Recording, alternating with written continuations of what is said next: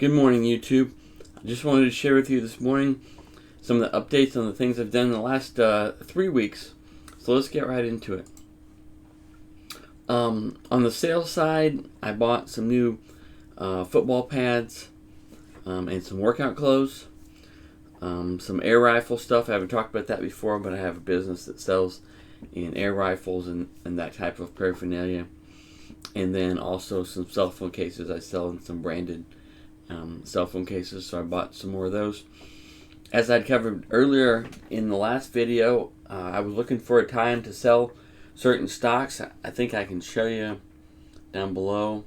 I'd like to sell my Disney still. I bought Fox A long time ago, and it split and gave me some Disney stock, and it really hasn't done anything for a long time, so I was looking for an opportunity, and it kind of peaked up a little bit, and so I sold it at 44, 45.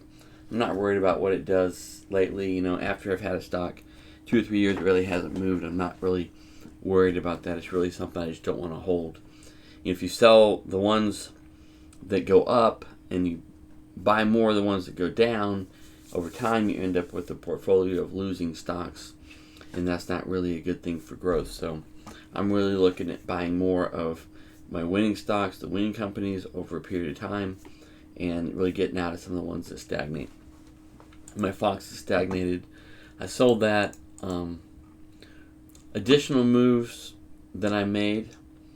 I am executing actively on getting ready for the next opportunity. You know, we had one that I covered in the last video 3 or 4 weeks ago when crypto significantly crashed, and I invested in Ethereum, Bitcoin, and Solana. And I'm going to make another video and kind of talk about how I'm going to change that crypto methodology to make more immediate profits on the crypto investments and also accomplish my long-term goals. I'm continuing the dollar cost average in my 401k. I don't change that. It goes in every 2 weeks, and it buys into all stock indexes basically. No bonds, no cash, just straight into stock indexes, which, you know, you might look at having a balanced portfolio, but if you look at that in light of the rest of my portfolio, it is more balanced. You don't need to be balanced every account, and you could have your 401k in the best investment, the 401k, and a Roth IRA or Berkshire kind of other things, and then, you know, get your diversification across different accounts, not in the same account. I'm looking for a house to buy. I did a 1031 exchange. I sold a house, I bought a house, but the one I sold was more expensive than the one I bought, so I have some additional funds there. I can roll into another house if I find an appropriate deal. If I don't, I'll pay taxes on those funds. You know, it won't kill me because most of it will be rolled over, but ideally I could find, you know, a good deal to buy. All the houses are rented. The fixes are done. We had a plumbing fix, breaker box melt, carpeting, a second plumbing thing, some problems with doors, just a bunch of things that had to be fixed, and all those are pretty much resolved now. And the houses are all rented, even the new house I just bought.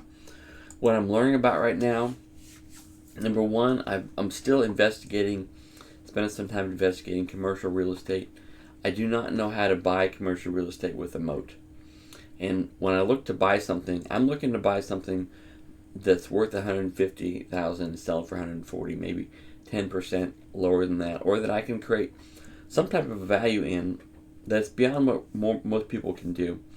And I don't know how to do that in commercial real estate. So I've been looking at commercial real estate. I look at, you know, multi-tenant real estate, but there hadn't been a lot of opportunities in those things for me to take advantage of. Exploring crypto still, different staking accounts, different things like that. I'm still working on those, and I'll show you as I discover things that are in higher interest rates in other videos that I create. At the church organization I'm in kind of a leadership position now, and we're working on a transformation in how we do things and how we go about things to be more positive and and united in how we go about doing the missions that we have and fulfilling the purpose we have there. And so that's another thing I'm learning on. To me, success and failure in life are one thing, but the journey is where you learn, and the journey is where you enjoy, and the process of getting there is really what you need to focus on. Most people focus on the destination, and so if they get to a failed destination, they feel like they accomplished nothing, and they get to a successful one, they feel like they accomplished everything. But in fact, my first LLC I created, I lost $500. But through that failure, I learned how to create an LLC on my own. I learned a lot about business, and so that was very, very valuable things to understand. And so that was, a success overall because of my viewpoint of that situation and what I learned through it. Going forward, the things I'm still looking for opportunities to buy are more Home Depot. I would like about 50% more, plus some of my Home Depot is in my son's education IRA, and so that amount needs to be outside of it. Pepsi is a stock I'm looking at. I've watched it long term. I'll probably buy a little bit and watch it for a while to find an opportunity to buy. It's paying like a 2.5% dividend even in the current market, which is nice. Walmart, I own some of that, but I'd like to increase the position maybe to, just a couple percent of net worth. VIGs, I have a significant position in that, but I always look to buy that on the dip mostly. And then the new house I talked about. At some point, I'd like to sell my Disney stock that I have. I think it was 200 peaked this year, and now it's down to like 160. And so, if it bumps up around that same place that was peaked out this year, I'll probably sell that stock and, look for an opportunity to move some of those proceeds into, one of these that I'd like to own for the longer term. Now, if you think about that, I'm not looking to sell one stock to buy another one immediately.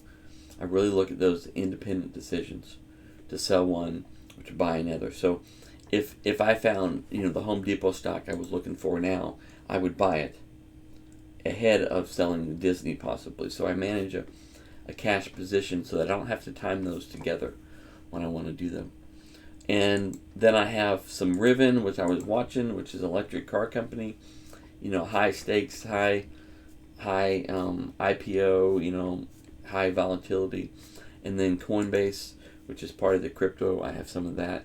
And I wanted to watch those stocks perform over time, kind of see what they're doing. Hope you enjoyed the video. Maybe it gave you some ideas of what you can look at, how I think about stock investing. If it did, like the video down below. And think about subscribing. I'll be coming out with some more ideas on, how I've executed on cryptocurrencies. And kind of some things I'm going to change about how I'm buying cryptocurrencies to get into a position where I can make money not only on the buy on the dip, but maybe the sell on the increase, and still be in the position that I want to be as far as the amount of ownership I want to have in cryptocurrency. I'll talk to you later. Have a great day.